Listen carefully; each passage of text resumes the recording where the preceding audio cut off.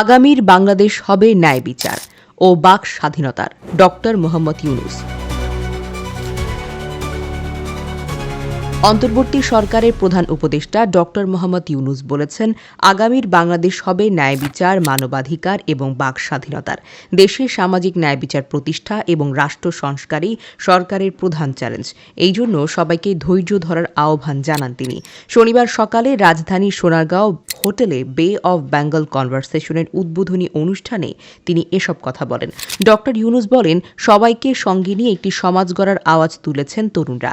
সামনের বাংলাদেশ হবে ন্যায় বিচার, মানবাধিকার এবং বাক স্বাধীনতার। তিনি বলেন, এই সভ্যতা আমাদেরকে ব্যর্থ করেছে। শুধু পরিবেশের দিকেই তো নয়, মানুষ মুনাফার পেছনে মরিয়া হয়ে ওঠাও কিন্তু এর জন্য দায়ী।